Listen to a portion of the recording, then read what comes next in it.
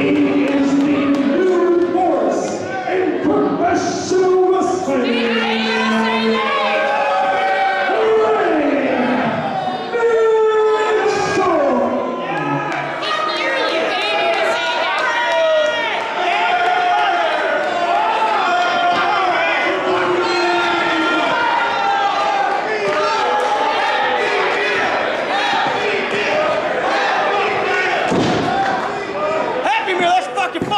Keep drinking! You're so unfuckable! They better be drinking too!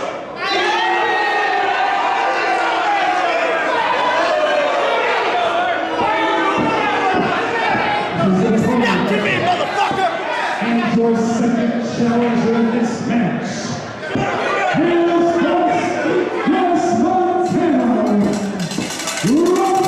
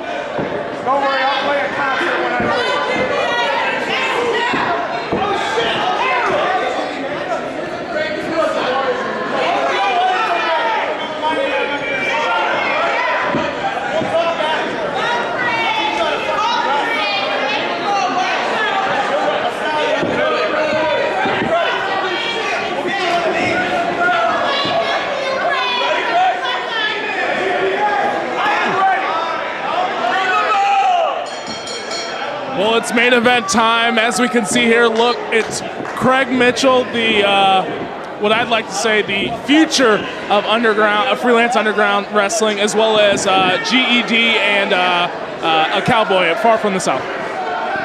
Well, GPA, Sterling, has such an uphill battle against him. Go against two guys. This could be it right here. Schoolboy. GPA is going to have to surprise these guys if he wants to win this one.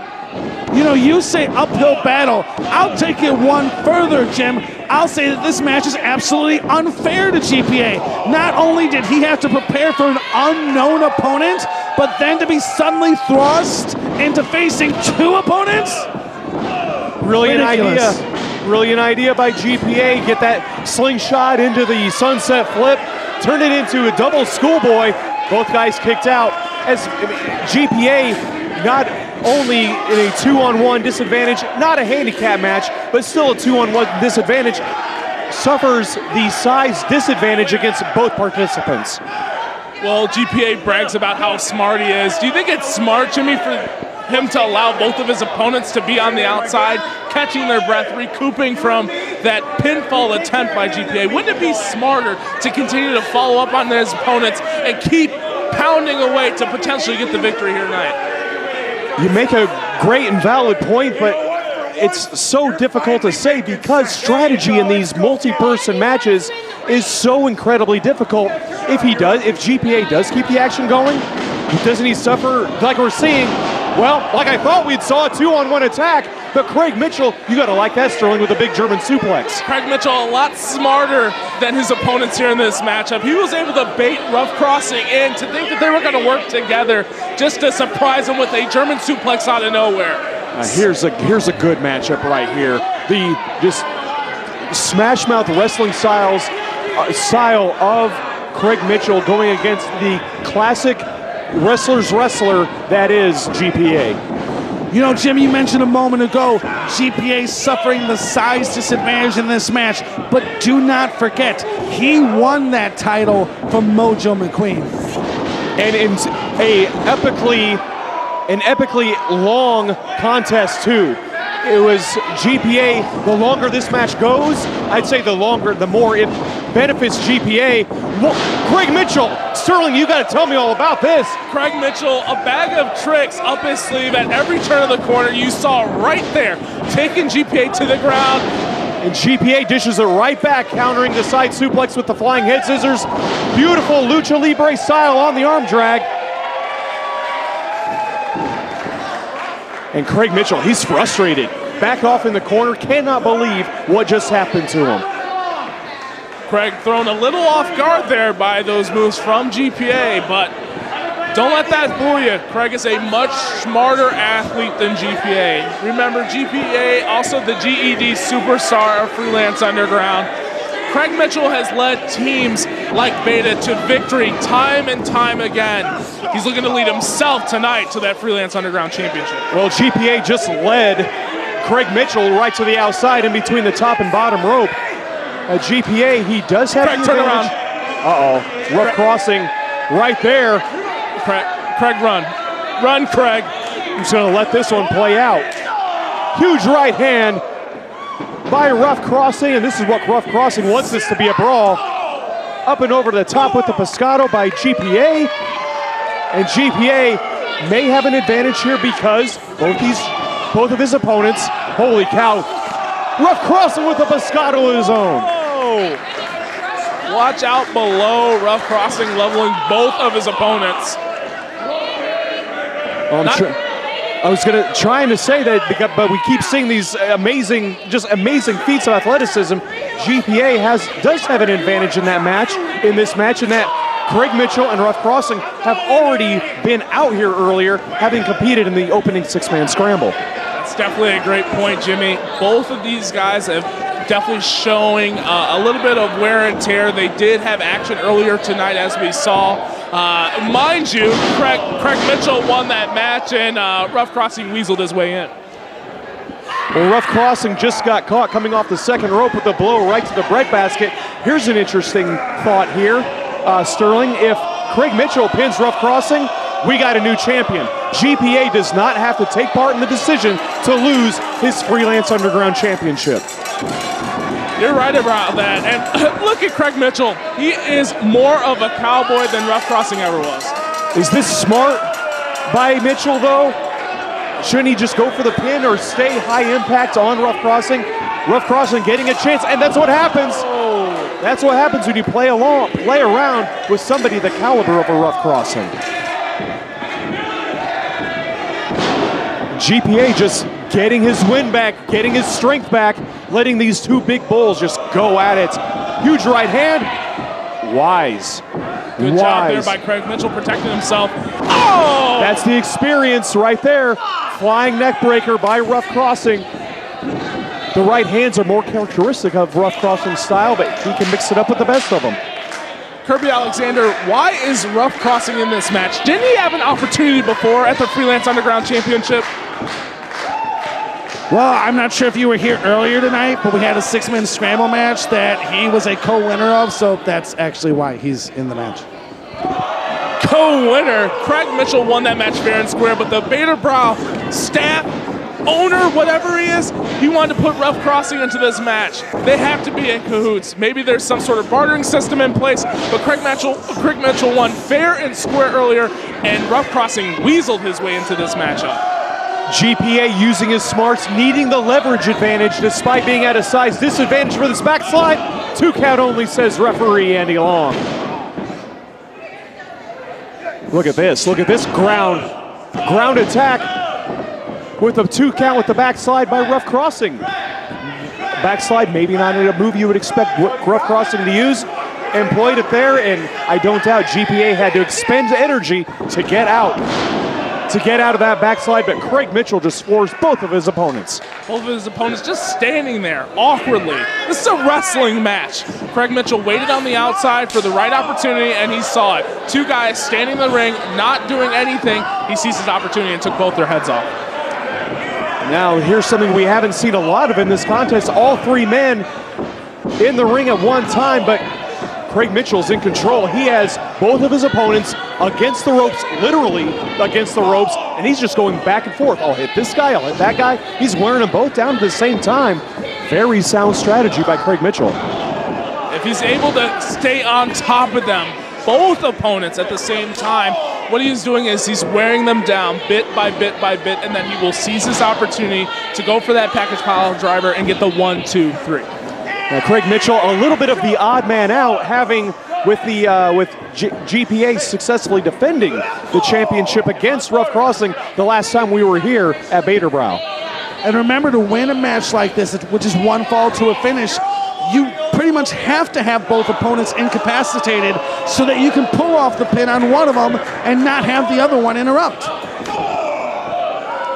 The strategy that goes in to this, I mean, Craig Mitchell, now I thought GPA got his elbow up, but clearly Craig Mitchell got the better end of that charge. Now GPA clearly got the boot up on this one, and I think Craig Mitchell is seeing his advantage in this one slip away. Do you think Ruff and GPA would work together against Craig Mitchell? I don't know, but I know one thing, that Ruff's probably been drinking because he's a boots and tattooed dude, and GPA, well, he's a junior college dropout. So I don't know if they can put 2 half-brains together, but if they're able to, they may be able to work together to take on Craig Mitchell. It's going to take a unit. Well, they work together with that double forearm. Craig Mitchell down and out, and a forearm of GPA's own. Make that 2. The faster this match goes, Pancake, face first, goes Ruff Crossing, and he's trying to roll to the outside. I don't think Crossing has enough to get himself to the floor. Oh, no. Cram session in progress. He got it, the cram session, the 3 consecutive jawbreakers.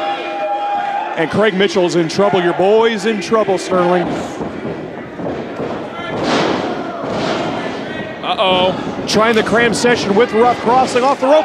Suicide dive. Just when your man, Craig Mitchell, thought he was going to get a rest, here comes GPA coming through the ropes, a forearm, and now a staggering Ruff Crossing. Goes down with a crossbody. This could be it right here. 2 count only, a great chance, especially with Craig Mitchell on the floor, playing into the strategy, Kirby, that you said you got to have that 3rd man down if you want a chance at getting the pinfall or submission in this contest. Yeah, and every man having the toll taken on him right now. And even groggy Craig Mitchell is so damn tough. Those legs are like tree trunks. He's so strong waist down. Caught him. Caught him. Uncanny agility from Craig Mitchell. Cannot believe that he caught him with that over-the-shoulder DDT. Beautiful. With that wing Kanemaru style Michinoku driver. Looking for double pin. 2 count only for Craig Mitchell. A good idea to keep both opponents down on the mat. I told you guys, Craig Mitchell is the smartest man in this matchup. Not only keeping one person down on the mat, but using the other person on top of him for leverage to get that 1, 2, 3. Smart guy. It's going to take a little bit more, though, and Craig Mitchell is really taking it to both of his opponents here. Well, he needs to stay on, but at least one of 2 opponents. But Craig Mitchell, do you think he's out of gas at this point? There's a lot more in the tank from Craig Mitchell. He's just getting started. Well, a lot of strength being shown there, getting Ruff Crossing up on your shoulders. Sleeper hold. This is a really good idea by Ruff Crossing, but it does make himself vulnerable to GPA. What is he doing? Cram session? Both men, both opponents being a victim of the cram session. It was Craig Mitchell's head into the jaw of Ruff Crossing. Oh! double straight A. I think GPA can't get the pin though, Sterling. Smart, Jimmy. I told you that. And he's not going to get this. Both may kick out. First time in this match, Jimmy, that I thought potentially GPA was going to retain that title, but both guys able to kick out from that straight A from GPA. They move like a straight A. Effective against two guys, but you get so much more force when you're driving one guy down because you get your whole body weight behind one guy. And as the size advantage once again coming into play for both Ruff and Craig. They were kicking out, especially after GPA was unable to immediately get the pin. Laying those fists in. Oh, Craig Mitchell just dumping the champion to the outside. The strength of Craig Mitchell, the raw power from the base of Craig Mitchell, lifting GPA right to the outside. Oh! Got caught with a lariat off the tumble roll. And GPA in there to break up the pin. That may have been it if GPA did not break up that pin. GPA, great job saving the opportunity still for Craig Mitchell to win the championship. Very smart on his part, if I do have to say so myself, Jimmy. Not looking too much like a junior college dropout at this point, would you say? Oh, that's pushing it, so. Oh, vicious back elbow by Ruff crossing. Oh, he's thinking tombstone. If he is this, it's over. Oh! Mitchell's gonna have to break this up. It's over. Oh! I don't believe it. 2 3/4, Jimmy. I do not believe it at all. How in the world can GPA kick out of a Ruff crossing tombstone pile driver? The pressure that's on GPA. Ruff crossing doesn't believe it either. GPA, the pressure's just got to be getting to him at this point. I think it also has to do with the fact that GPA didn't have a match earlier tonight. Yes. This is his first contest of the evening. It's going to take a little bit more to put away GPA. Maybe Ruff crossing did not get the tombstone, the full impact. Well, here comes another one. No questions. Oh, he's going for another one. Oh, I thought he was going to stand right back up with him. Crossing's got to be thinking, he's got to be going for the pin here. This is a mistake by Ruff crossing. Taking too much time. I talked about the smarts in this match. Thinking tombstone again. And he hit it. Oh my God. Compressing the neck. Why is he not going for the cover? And Mitchell's back in the ring. He allowed Mitchell to get back in the ring. Oh! Drop kick up and over the top. Mitchell. Standing moonsault. That's got to be it.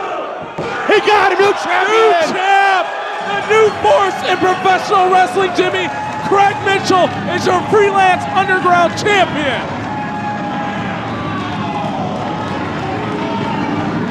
I shouldn't be surprised, but I am. I told you from the beginning of the night, Craig Mitchell told me before the show he had a purpose. He was going to win the six-man and get an opportunity tonight, and he seized that opportunity. GPA has successfully defended that championship. Show after show. Let's hear from Kirby.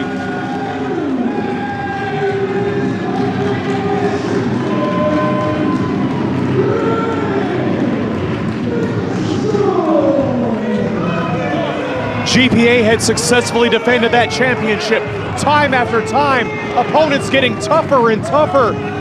Do you think the pressure just got to him at this point? Absolutely, the pressure got to him. And like I said at the beginning of this contest, the smartest person in the ring is Craig Mitchell. And what did he do? He seized the opportunity. He saw Ruff crossing, wasn't going for the pinfall attempt. And what did he do? He got rid of the equation. That is Ruff crossing. He got back in the ring and covered GPA 1, 2, 3. Yeah, Ruff crossing made